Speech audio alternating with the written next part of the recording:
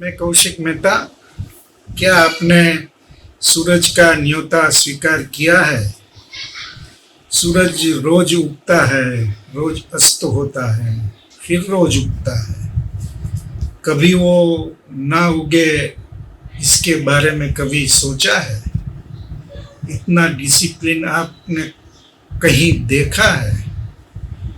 वो पूरब में उगता है, या जो दिशा में उगता है वो पूरब है। सूरज से हमें क्या सीखना है? हमारे गुजरात में बहुत जाने माने कवि लेखक साईं मकरंद दवे ने एक छोटी सी रचना की थी, सूरज की आमंत्रण पत्रिका। उसमें बहुत बढ़िया बात बोली है कि सूरज तो हमें रोज न्योता देता है।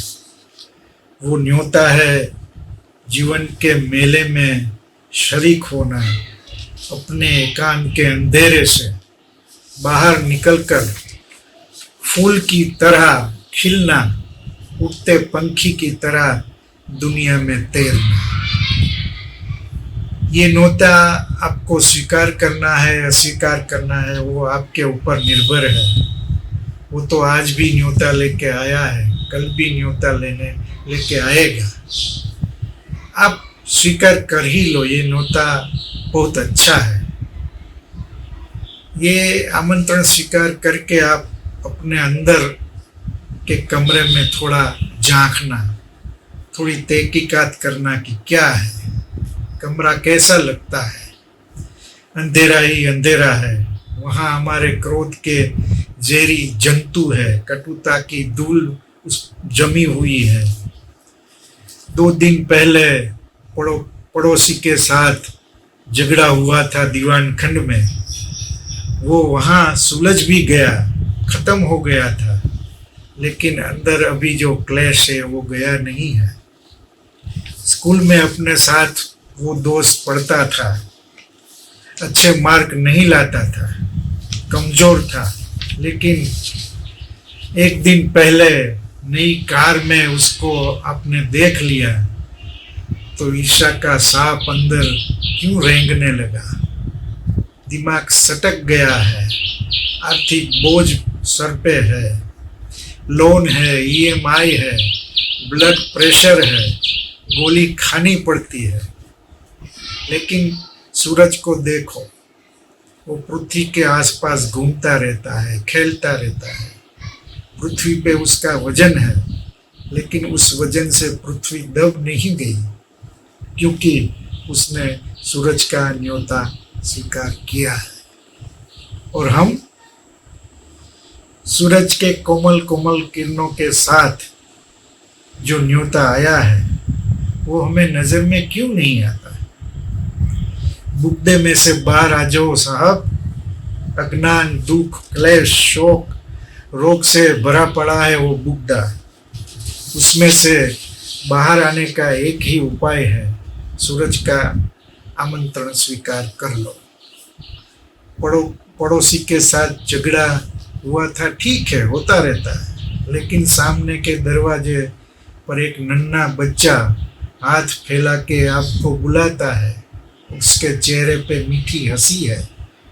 ये देख के आप उसके पास जाओ, उसको बाहों में भर लो, अपना स्नेह उस पर बरसाओ। फिर देखना उसके माँ बाप की चेहरे की रेखा बदल जाएगी। वहाँ भी जो जहर था, विष था, वो उतरने लगेगा। वो जो दोस्त था, नई कार में उसको देखा था, अब देखे तो उसको प्रेम से बुलाओ, अरे यार कितने दिन बाद मिले हो, आओ बैठ के चाय पिए, क्या अभी अभी कार ली, ऐसा बोल के तो देखो। उसकी गर्दन जो अहंकार में अकड़ गई है वो ढीली पड़ जाएगी। ईर्ष्या की जगह मित्रता, मैत्री, दोस्ती को आने दो। सूरज को पता पड़ जाएगा कि आपने उसका आमंत्रण स्वीकार कर लिया है, वो आपको और उजाले की तरफ ले जाएगा। दूध वाला आया था तो आपने उसको धमकाया था, क्योंकि उसने अच्छी तरह माप के दूध नहीं दिया था और उसमें पानी भी ज़्यादा था, लेकिन आज आए तो उसको बोलना कि भैया खड़े रहो। और परसों जो माँ ने पेड़े बनाए थे उसमें से एक दो पेड़े लाके उसको देना, फिर बोलना ये प्रसाद है। वो बोलेगा प्रसाद, मेरे लिए प्रसाद? उसकी चेहरे की रेखाएं बदल जाएगी। वो माप में गड़बड़ी नहीं करेगा, दूध में पानी नहीं मिलाएगा, मिलाएगा तो कम मिलाएगा। तो आपको इतना ही करना है, एक चरण आप आगे बढ़ो, अपने आप सब अच्छा होने लगेगा। मुश्किल जो मार्ग है वो सरल बन जाएगा। सूर्य को तो हम यूं सूर्य नमस्कार भी करते हैं, उससे शरीर अच्छा रहता है, लेकिन सूरज की हम पूजा भी करते हैं। ये सब क्रियाकांड है, ये करना चाहिए, लेकिन सूरज के पास से हमें क्या सीखना है? सूरज के पास से हम उपकारकता, प्रकाशमयता, निर्लेपता, निष्कामता ये सब सीख सकते हैं।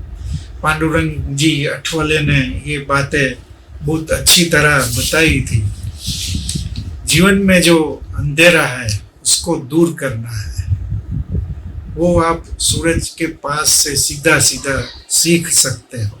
उसके पास से कुछ ग्रहण कर लो, वो जो न्योता देता है उसको स्वीकार कर लो। बस बात इतनी सी है भैया। एक बार आपने सूरज का आमंत्रण स्वीकार कर लिया तो जिंदगी जीने जैसी लगने लगेगी। और आखिर में नरेंद्र शर्मा का एक शेर, हमें चिराग समझकर बुझा ना पाओगे, हमें चिराग समझकर बुझा ना पाओगे, हम अपने घर में कई आफताब रखते हैं। तो ये सूरज का न्योता आपको मुबारक। फिर मिलेंगे।